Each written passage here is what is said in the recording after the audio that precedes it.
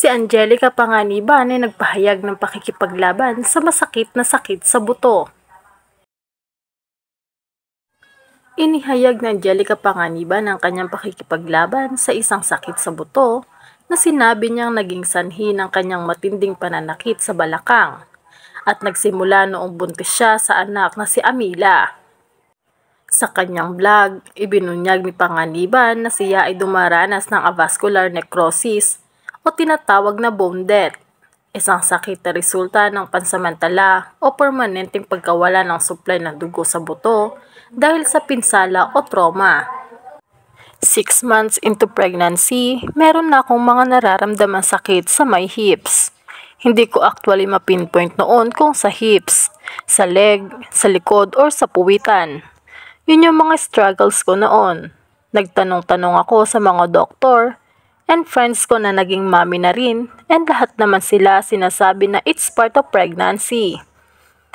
So nung nanganak ako, wala na akong time na pansinin ng mga yon, mga masakit sa akin. Sinabi ni Panganiban na noong sinimulan niya ang kanyang mga pisikal na ehersisyo at yoga, muli niyang naranasan ang pananakit ng kanyang balakang, sa pag-aakalang ito ay pinched nerve lamang. Lumalabas na ang kanyang mahigpit na gawain ay mapagpapalala lamang sa kanyang kalagayan.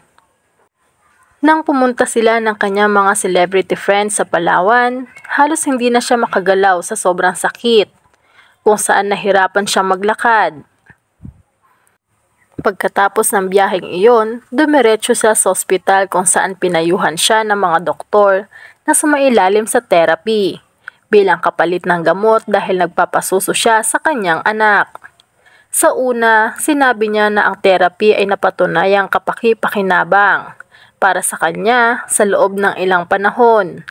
Ngunit sa lalong madaling panahon ay magsisimula siyang makaranas ng paulit-ulit na sakit hanggang sa ito ay umulit ng mas matatag. Dinala siya ng kanyang kasintahang si Greg Homan sa isang espesyalista sa buto na pagkatapos ay nilinang ang plasma mula sa kanyang sariling dugo na pagkatapos ay nagsilbing kanyang sariling paggamot. Kasama sa paggamot na ito ang pag-ineksyon ng platelet-rich plasma o PRP upang maiwasan pag-unlad ng necrosis.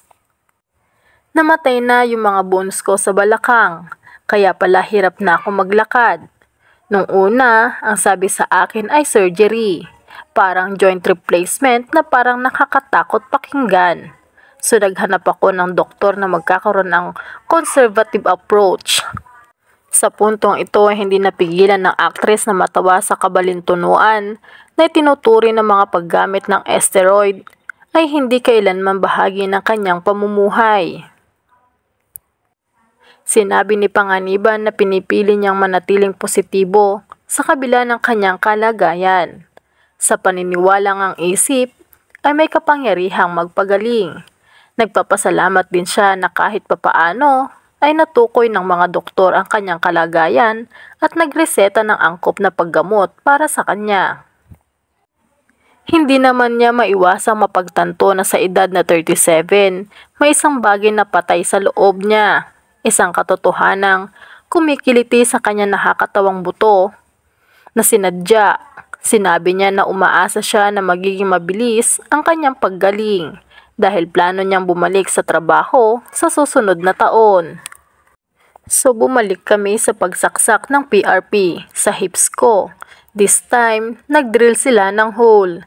In-inject nila yung PRP directly doon sa dead bone. Masakit po yung procedure. Di ko inaakala na masakit siya. Tulo ng tulo yung luha ko.